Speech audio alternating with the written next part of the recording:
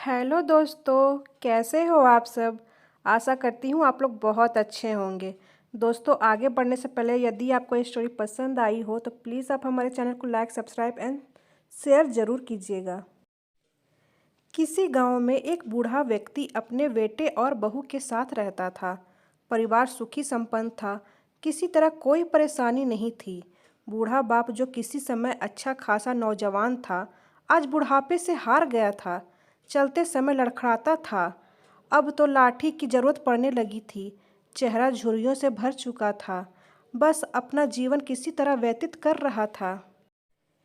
घर में एक चीज़ अच्छी थी कि शाम को खाना खाते समय पूरा परिवार एक साथ टेबल पर बैठकर खाना खाता था।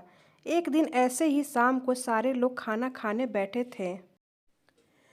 बेटा ऑफिस से आया था, भूख ज़्यादा थी इसलिए जल्दी से खाना खाने बैठ गया और साथ में बहू और एक बेटा भी खाने लगे। बूढ़े हाथ जैसे ही थाली उठाने को हुए, थाली हाथ से छिटक गई और थोड़ी दाल टेबल पर गिर गई। बहू बेटे ने गृह दृष्टि से पिता की ओर देखा और फिर से अपना खाना खाने में लग गए। बूढ़े पिता ने जैसे ही अपने हिलते हाथों से खाना खाना शुरू किया तो खाना कभी कपड़ों पे गिरता तो कभी जमीन पर।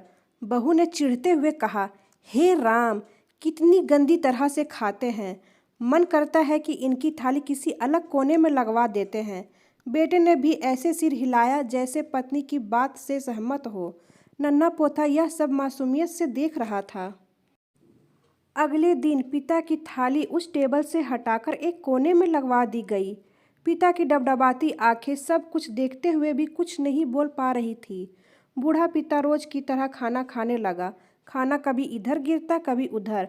छोटा बच्चा यानी पोता अपना खाना छोड़कर लगातार अपने दादा की तरफ देखा जा रहा था। माँ ने पूछा, क्या हुआ बेटा, तुम दादाजी की तरफ क्यों देख रहे हो और खाना क्यों नहीं खा रहे हो। बच्चा बड़ी मासूमियत से बोला, माँ, मैं सीख रहा हूँ कि वृद्धों के साथ कैसा व्यवहार करना चाहिए। जब मैं बड़ा हो जाऊँगा और आप लोग बूढ़े हो जाओगे तो मैं भी आपको इसी तरह कोने में खाना खिलाया करूँगा। बच्चे के मुंह से ऐसा सुनते ही बेटे और बहू दोनों काँप उठे। शायद बच्चे की बात उनके मन में बैठ गई थी, क्योंकि बच्चे ने मासूमियत के साथ एक बहुत बड़ा सबक दोनों लोगों को दिया था।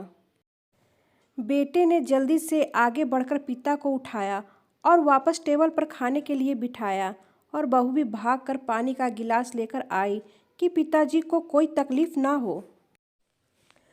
तो मित्रों, माँ बाप इस दुनिया की सबसे बड़ी पूंजी है। आप समाज में कितनी भी इज्जत कमा ले या कितना भी धन इकट्ठा कर ले, लेकिन माँ बाप से बड़ा धन इस दुनिया में कोई नहीं है।